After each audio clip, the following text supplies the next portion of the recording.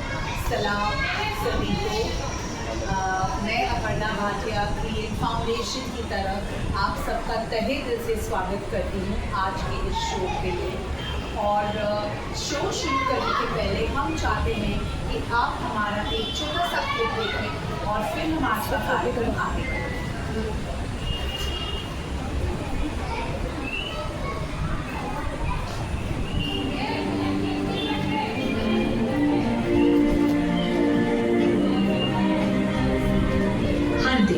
बिना एहसास के हमारे बच्चे सीख रहे हैं, सिर्फ किताबों से नहीं बल्कि हमसे भी। वे देखते हैं कि हम कैसे बोलते हैं, वे ध्यान देते हैं कि किससे मदद मांगी जा रही है, उन्हें याद रहता है कि किसे एडजस्ट करने के लिए कहा जा रहा है। कभी कभी बिना मतलब के हम अपनी बेटियों को कॉम्प्रोमाइज करना सिखाते हैं और अपने बेटों को जिम्मेदारी से पीछे हटकर। लेकिन क्या हो अगर हम इसे बदल दें?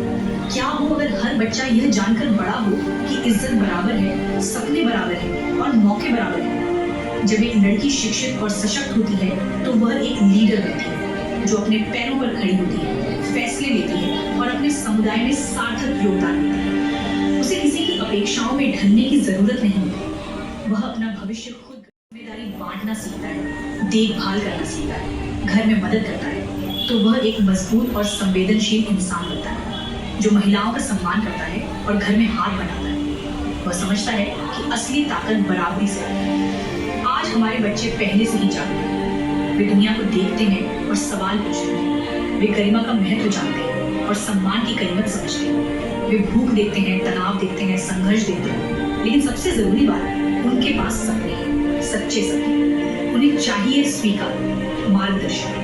लेकिन असली बदलाव तब आता है जब यह सीख घर से आगे बढ़ती है, क्योंकि समानता सिर्फ स्कूल में पढ़ाया जाने वाला पाठ नहीं, ये हर दिन जी जाने वाली एक आदत है। उन्हें डर की जरूरत नहीं है, उन्हें शर्म की जरूरत नहीं है, उन्हें यह सुनने की जरूरत नहीं है कि लोग क्या कहें या पुरानी सोच की वजह से पीछे रुक गए। यही है जेंडर सेंसिटिविटी और समानता का असली मतलब। यही है बदलाव की वजह। हमारे सावधानी से तैयार किए गए सत्रों के जरिए हम बच्चों के साथ कहानियों, संवाद और रोल प्ले के माध्यम से काम करते हैं, ताकि वे समझ सकें कि लड़का या लड़की होना कभी भी उनकी कीमत तय नहीं करता। आइए मिलकर एक ऐसी पीढ़ी तैयार करें जो समान हो, जागरूक हो और भावनात्मक रूप से संवेदनशील हो।